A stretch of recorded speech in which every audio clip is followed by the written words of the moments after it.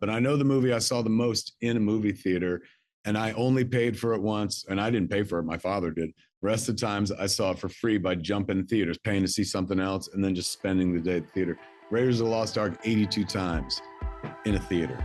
82 times?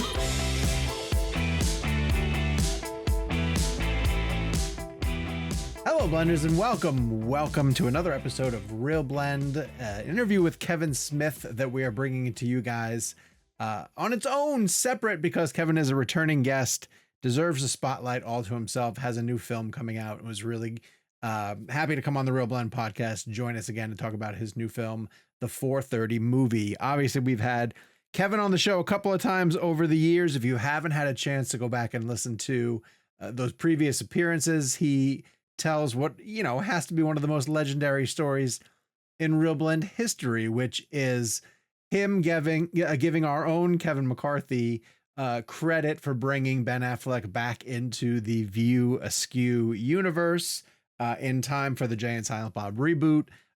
We've had Kevin on to talk about a bunch of his different films. Needless to say, that Kevin has just been a friend of the show over the years. And so anytime that he has a film coming out, we want to get a chance to have him come on the show, talk about it, talk about the production, putting it all together. He has some really great stories about the making of this one, a very bizarre mix-up between George R.R. Martin and a name that I will allow you guys to learn about during the interview. It's kind of a surprise.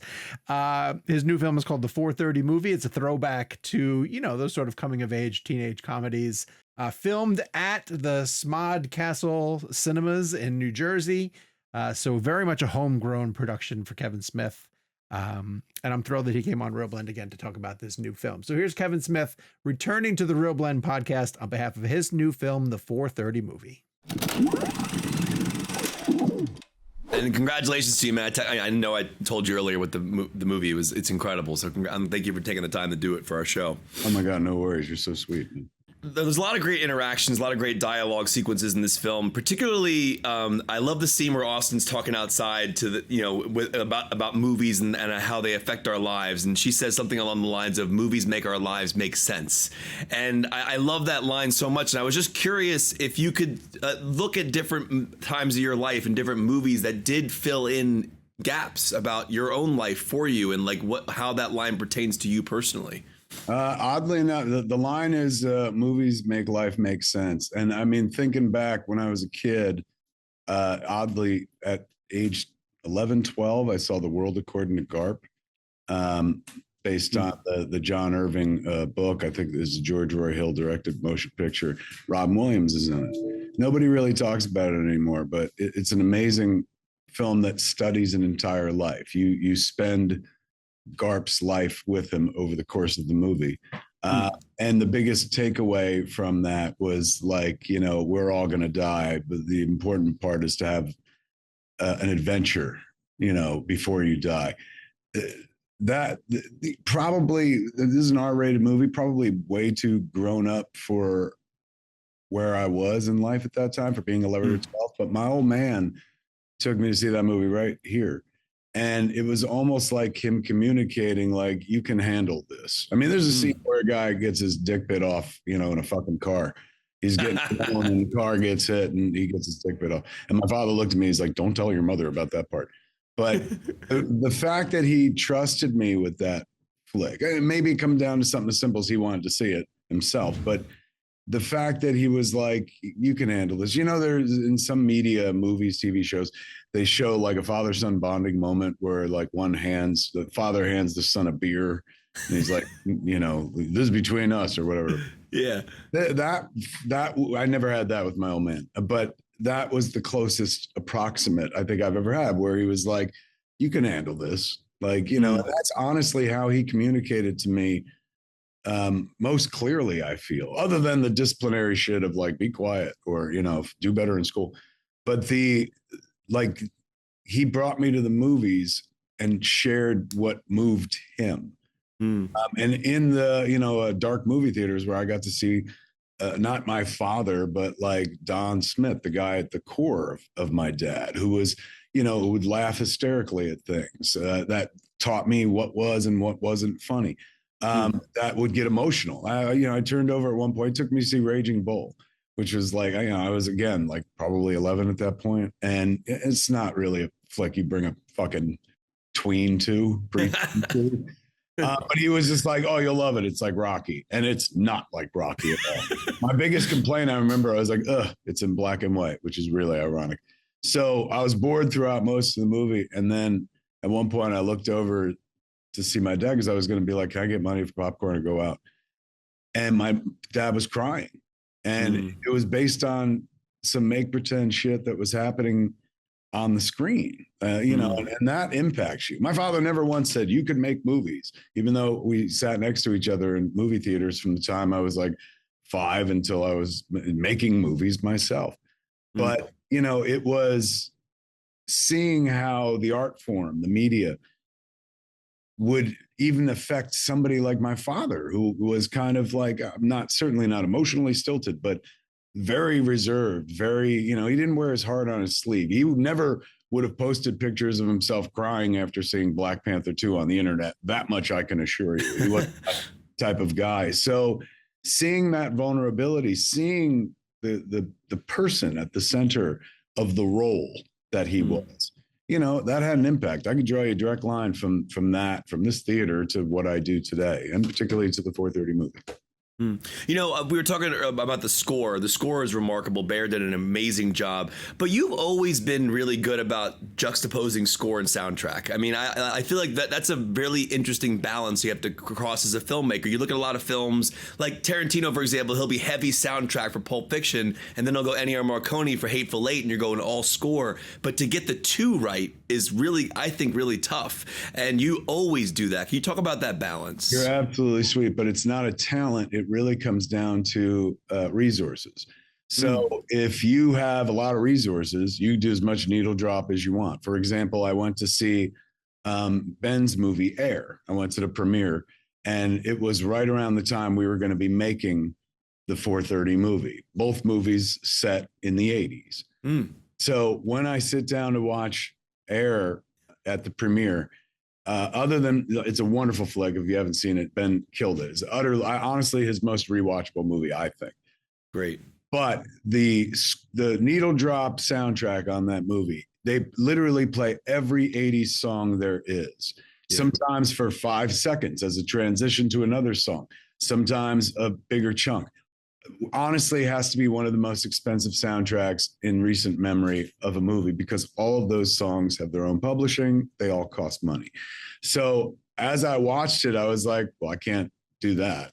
Like, I can't out 80s that. I don't have the budget for that. There's no way on earth I could pull that off.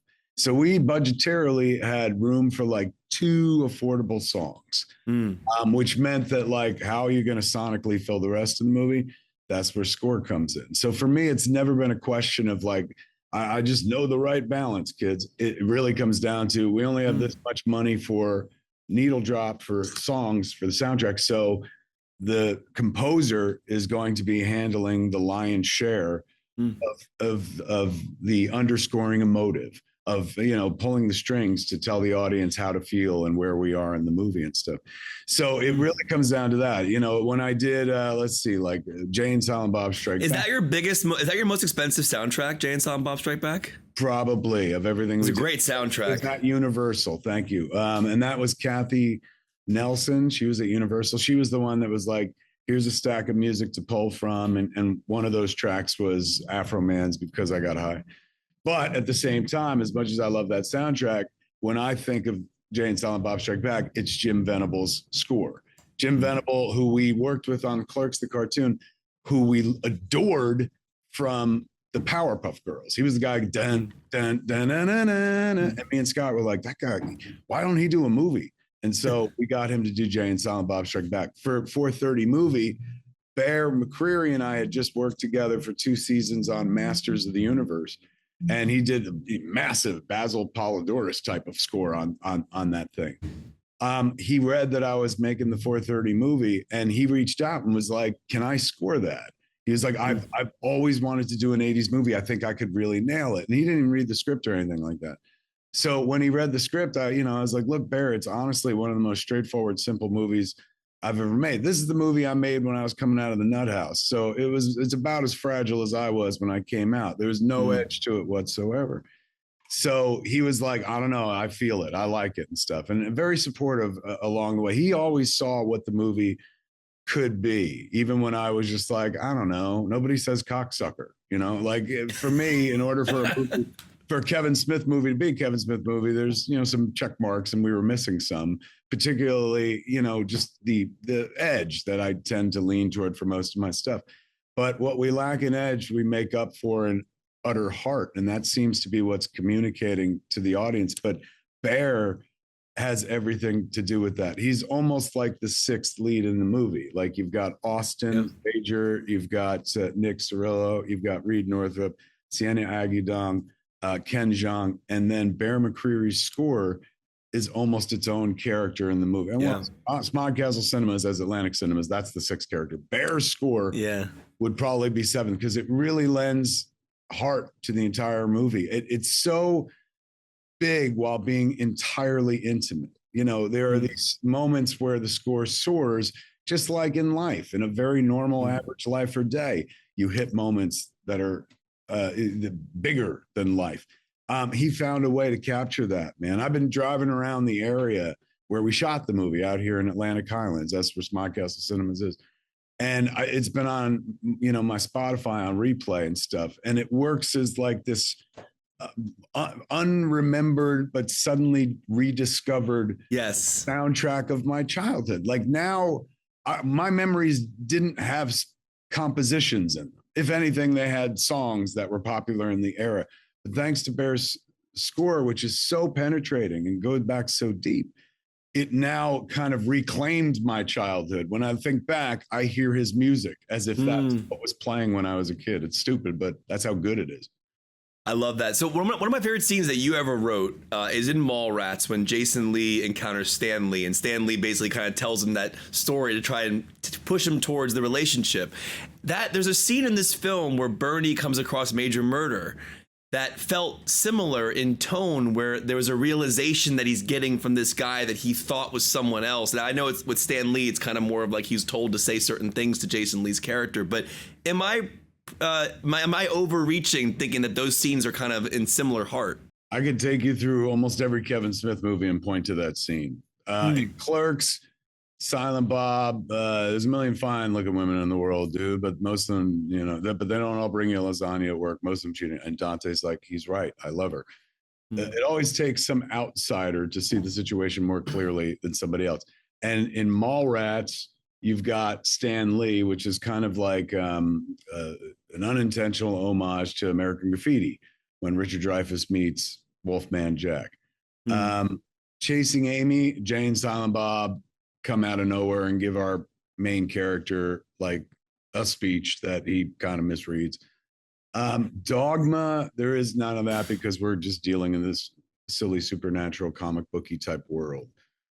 Jay and Silent Bob Strike Back, is there a moment where somebody's like, hey man, I know there isn't Jay and Silent Bob Reboot, that's Holden, where Jay and Silent Bob meet with Holden, and it's the reverse of the Chasing Amy scene, where they give him the advice. And that fucking scene only exists because of you, my friend. So yes, to say the least, the Major Murder scene is very much like the Stan Lee scene. And that to me is like, this movie, probably like many movies I make, is coming of age. It's just this time it's appropriate because the kids are fucking 16 as opposed to in their 20s, and everybody's like, they haven't grown up yet and shit. And in order to get there, cinematically speaking, I can't speak to the real world, although it helps. And I have had those moments. But cinematically speaking, I love the story of the person who sets you straight, gives you the information, gives you a different point of view that changes things. Happens twice in the 4:30 movie in back-to-back scenes. Nick Cirillo and Sam Richardson have the scene as Bernie and Major Murder. And then right after that, we've got Austin has the same kind of moment with Austin Zager's character, Brian David, with Genesis Rodriguez's, which is movies make life make sense. There's the line right there. Yeah, she fucking crushes. I love Genesis, man. Like she was in Tusk with us, and absolutely brilliant. She was in Yoga Ozer, so I owe her as well. But I've loved being able to work with her, and this happened. Like, she came into this like totally by accident. I was in Atlantic Highlands. We were about a week and a half away from shooting the movie, and I was hiking every morning and stuff, and it was hot, humidity of the summer, so it was real hot and whatnot, blazing. So I'm like sweating shit off, and I get a message on my text on my phone from George R.R. Martin, I assume. He's been here to the theater. He did a show here and stuff. So he said, "Hey, how you doing?" And I had just seen an article that he had went out and saw Barbie or something like that. And I said, "I'm great, man. I saw Barbie too, and I loved it."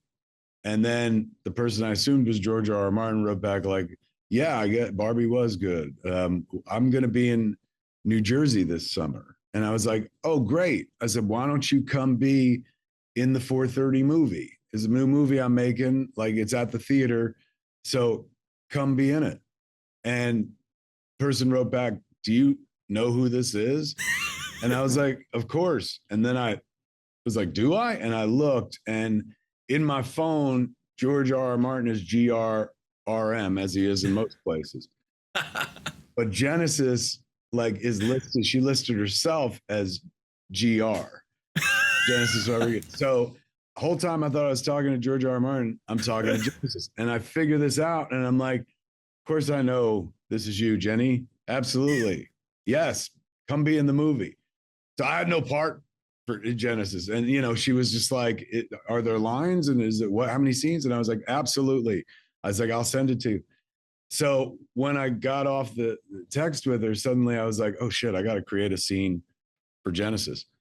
And a character, never mind a fucking scene. Like, how do I weave this person into the script when we're like a week and a half week and a half from going? So suddenly I was like, "Oh, she could be like Boba Fett to like Manager Mike's Darth Vader. She's just always in the background and shit." And then I could give her like a big splashy monologue scene to do. And so honestly, that's my favorite scene in the movie. I love the movie to death, but that scene, my heart skips a beat. It wouldn't have existed just like that. The Ben Affleck scene in Jay and Silent Bob wouldn't have existed were it not for you and the interview you did with Ben Affleck years ago. That scene wouldn't have existed if I didn't mistake Genesis Rodriguez for George R.R. Martin. And it makes the movie. Like, imagine that movie without that fucking scene, it would work. But like that scene, that's everyone, most people talk about. Like, I saw a picture of a dude online, hadn't even seen the movie yet, got the tattoo, "Movies make life make sense." I was like, "Bro, I hope you like the fucking flick." Turns out later on he wrote that he did. So that line, that scene wouldn't have existed, but not for a fucking accident, mistake that turned into a wonderful opportunity. Yeah, I love when she says, "You don't think I make $305 an hour because I want to be here? It's because movies are my life." And then, like, that is my favorite scene in the whole film as well. You know what I think it is about that type of scene, Kev, is that it being recognized, or for lack of a better expression, seen by the other, which is in most of my films, some adult, some grown up, right? But let's just take the two cases of Mallrats and the 4:30 movie. Kids are similar age. Mallrats are about 18. 4:30 movie, they're like 16 and stuff. The Stan Lee scene is an adult, not just an adult, but an adult who does a thing that person would respect, right? So it's not like, "Oh, he's an adult, so I'll listen to him." It's like, if he's an adult who, fucking runs the KFC, Brody's not going to give a shit. This is an adult who impacted his life, impacted the culture, Stan Lee. So of course he's going to be listening to him. But it's the fact that there's this magical moment where the adult sees the discarded. Kids generally feel like not seen and stuff like that. And for a moment, they're the focus. And that's where the character finds growth. Same thing in the 4:30 movie. It's like suddenly both characters get this moment to talk to an adult who sees them for who they are and recognizes them in the moment, and they become better people because of it. I don't know where I fucking learned that shit. Like, honestly, I honestly had to be from some other better movie, because most of my movies are, you know, some total of parts of way better movies I saw and I'm trying to approximate. Because I don't think that ever happened to me in real life. Like, I never met some famous fucker who put me on the right path or something like that. But the poignancy of Major Murder in the 4:30 movie, at least to me personally, is naturally he's modeled on Sergeant Slaughter, because his 80s reference, 80s wrestling reference. Sergeant Slaughter, that's in the movie because he lived near us. And growing up, that captured my imagination. Even though I wasn't like a wrestling fan, I was like, Sergeant Slaughter lived, somebody famous lives here, lives between Atlantic Highlands and Highlands. This is nuts. So I'd written it originally for Sergeant Slaughter, but then I hit him up at a con and I was like, it's a big scene. You got a lot of dialogue. He's like, I'm not an actor. And I was like, good to know. Thank you. So I was able to pivot, make it Major Murder, and bring in Sam, who I absolutely adore. One of the things that, like, a lot of the film for me felt like a comfort. It felt like a blanket, like a warm blanket. But because it all, and I was born in '84, so my time period of all the sneaking into films was the '90s. But this still spoke to me in such a way. But the thing that it really reminded me of is how much I miss watching a trailer in a theater. And not having it available online. And one of the characters says, I hope we get The Fly. And I remember being a kid going, I hope we get this Jurassic Park trailer. I hope we get that trailer, because you had to go to the theater to learn that a new movie was coming out, like, or see a poster. So I was just curious what pivotal trailers were important to you, like the ones that you would hope would show up at your theaters and during your movies. Like, what were trailers that had an impression on you when you were younger? When I was a kid, so we're talking... let me see, I want to say 79. What was Empire Strikes Back? 80? So 80. I think in 79, there was a Star Wars re-release late in the year that featured a trailer for The Empire Strikes Back. And, you know, nowadays, naturally, everybody consumes the trailer online and whatnot. And in the 80s, 90s, even in the aughts, the power of one very important trailer could drive an audience to just go pay for that movie to see the trailer. Case in point, Battlefield Earth, I think, enjoyed a box office bump because it had the Phantom Menace trailer. Right. My dates match up. So I remember begging my parents, and repeat seeing movies in a theater was something we just didn't do. We were lower middle class. So seeing it once, that was it, you know. And then hopefully later on you'd see it when it came to TV. And then, you know, cable was invented and VCR, and suddenly the window was getting closer and closer. But even back then, it was like a good year before you can have it on VHS or something like that. So I remember begging my parents, please, like, can we just go see Star Wars again? And they're like, you saw it. And I was like, I know, but they're showing the trailer, or what we called back then the sneak preview for Empire Strikes Back. And, they took me to this very cinema to see Star Wars again. Two of the most bitter motherfuckers who are like, I can't believe we're seeing a movie again. Like, they did not see the future, where it's like, kids, all we do is rewatch the movies we love. That's our comfort blanket and shit. So trailer has always been part of the ceremony in my life. You know, when I was a kid, it's like, we got to get there ahead of time, not for the snacks, but so we're in our seats when the trailers begin. This is the only way we could get them. Do you remember the magic of going to the movies on a Thursday? Well, fuck Thursday. That never even happened in childhood. On a Friday night, and going like, I wonder what trailer we're gonna get. And like, it was like going to a casino. It's the closest feeling I've ever had, waiting to see which trailer's gonna pop, watching numbers fall at a casino, hoping it's gonna fall your way, man. And then like, oh, it's the trailer for Aliens. This is amazing. You know, those days are gone now. It's not like, and everything sucks now. Not at all. Now we have the convenience of like, hey man, I'm going to open my phone and I'm going to watch the brand new trailer that they dropped, the third trailer that they dropped for this movie I'm looking forward to. And so there's a satisfaction and gratification in that. Absolutely. But as people tell you, as old people used to tell me when I was a kid, and naturally I was like, fucking senior citizen. You know, we say it in the movie, have fun, don't run. You got to slow it down, man. Like the problem with kids is I'm no longer one, always in such a hurry to get to like where we are as adults. And then you get to this place where you have experience and wisdom and you just want to warn the future, like stay where you are, enjoy, like don't get engaged in this nonsense, man, because once it begins, life begins in a different way and you leave all that behind. And it's important for me, at least, to hold on to that, a bridge to that. And making 4:30 movie, you want to talk about a bridge to adolescence, like in my hometown, in the theater that I own with my friends, but the theater we grew up going to and whatnot, being able to showcase like the world this character was from, and this character's real close to me and whatnot, was easy. I saw somebody online was like, I wish I could remember the 80s as vividly as you. He's like, you remembered moments and feelings that I had and stuff. And I think that's because I never quite left them behind. I never leave anything behind. You know, for a lot of people, it's like Clerks happened 30 years ago. For me, it happened yesterday. These things stay vital in my world. I still discuss them on an almost daily basis with fans or online or around business and stuff. But the same with my life growing up in Highlands, like in Jersey in the 70s and 80s. I never really left that behind. So this is the furthest I've reached back in my art to be like, this is what life was like back then. Most of the stuff I've done kind of represented life from the 90s forward. And I realized while making this movie, is probably because I wasn't like smoking weed, the clarity of that I had of what my job is while I was sitting in the set, sitting on set, so fucking dialed in like this.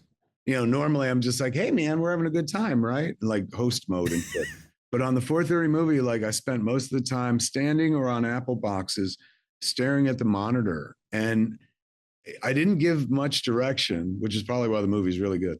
Like, you know, by the time you work with actors of this caliber, I don't care how old or young they're all Jedis, so they're going to get it right. So there's nothing I could go in there and say that's going to, you know, make it better other than like, can we do it faster, do it again, but you said this word wrong or something like that. But as I was sitting there, I realized what my job is, particularly on this movie, and I wonder if it is going forward as well. Like I try to approximate a memory or a feeling synthetically, artificially, and then pass it on. Something happened to me, wonderful moment, passing moment, feeling that came from that moment. So I spend most of my time trying to figure out, like, it was so impactful for me and so meaningful, you want to share it.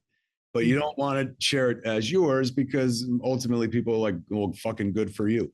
You got to dress it up in something that they can see themselves in as well. So basically, I sit on a set and artificially recapture moments that were authentic, that were so powerful and so moving to me that I'm like, let me see if I can get that right. And it's always a pale imitation of the real thing. But if I do my job correctly, that feeling communicates, you know, and somebody's like, oh, I get it. I get it. And it reminds me of like when I was a kid in Mad Magazine, they had a comic. It was around the time Jaws was out in theaters. And I think it was Sergio Aragonés who did it.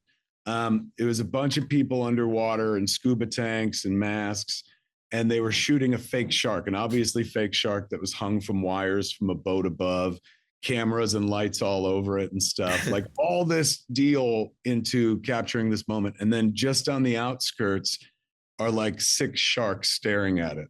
Like, and that's, while I was making this, that's kind of, I had this out of body experience where I was like, oh my God, I'm literally just trying to recapture the past and then present it to others and be like, do you get it? Do you feel the way I did? And then it's theirs. It's the audience's for the rest of my life. And periodically, then I'll interact with the movies for the rest of my life, bump into that moment and be like, oh shit. Like I remember when that was mine. Now it belongs to everybody else. And you know, that moment is going to be, or as I've heard so far on social media, and I know based on a previous body of work going forward, that moment will impact somebody to the point where somewhere down the road, they're going to tell me that like, that's the movie I watched that saved my life, and tell me some wonderful gripping story about how some goofy ass art I made a difference in their life. That's not why I started the journey. I started the journey selfishly to be like, I just want to tell stories. I want to make movies. But 30 years in, you find different reasons why the journey means so much. And knowing like that whatever you're working on, and I know this for a fact, doesn't matter what the fuck it is, even if it's yoga hosers, it echoes through time. Somebody will tell you some amazing story about fucking how yoga hosers affected them and stuff. So I know this movie, which is made on pure feeling, pure heart. You know, there's nothing going on in this movie plot wise. I think I was trying to get as close to Pretty in Pink as possible. You know, when I was, it's clearly I'm going for John Hughes, but the idea where the smallest thing in the world is the biggest thing in your universe. Yes. Will they wind up going on this date? Will my friends like her? You know, all these questions that, like, you know, I haven't had for fucking years, but I remember shaped who I was when I was a kid and left such an impression that I was able to reach back fairly easily and pull it into the present, reshape it, and be like, look. What you just said is the feeling that I had when Brian calls Melody and asks her on the date. And on the call, he says, "Hold on," and he like starts doing this like dance, like in his like, you know, before, like, and he goes, "Oh, I'm back." Yes. That reminded me so much of calling girls to ask them out. Do you have a memory of that, like of calling somebody to ask them out? Is it similar to that moment? You literally watched it. It is that opening scene of the movie. Like happened here in this town. There's a Chinese food restaurant down the street now. It's New Beijing, but back then it was China Taste.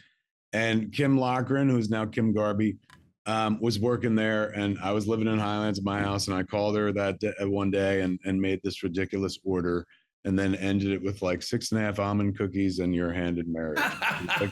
So, you know, it was one of those goofy ass things that, like, the older one gets, the more you're like, oh, I cringe.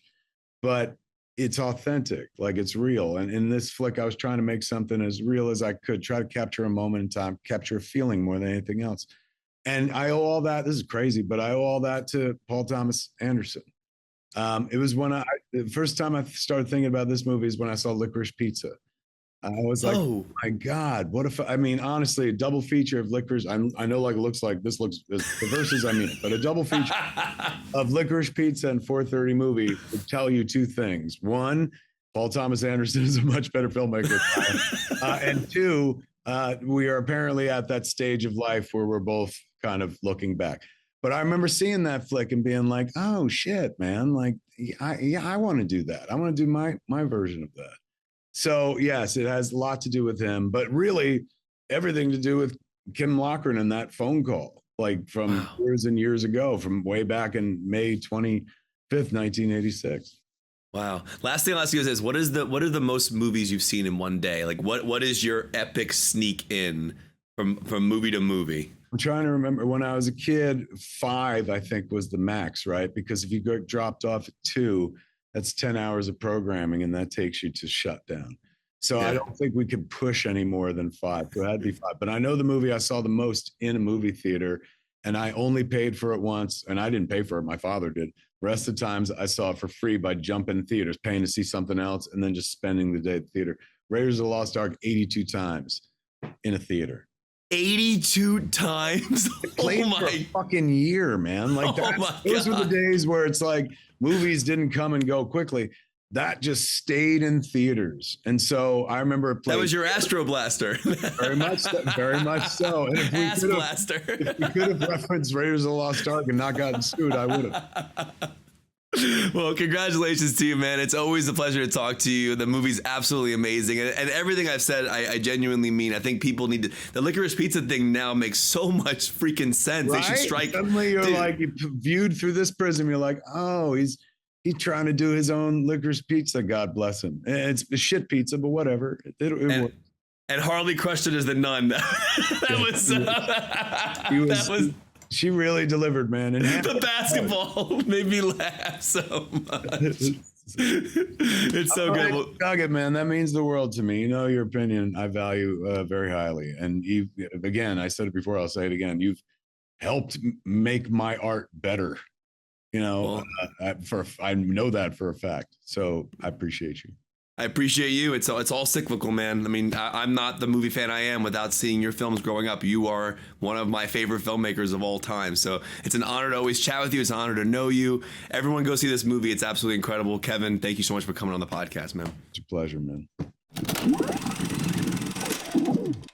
We want to thank both of the Kevins, obviously Kevin Smith for coming on the show, and our own Kevin McCarthy for handling the interview. The reason why I wasn't able to participate in this one, if you guys have been following along on my social media, I was at a top secret location.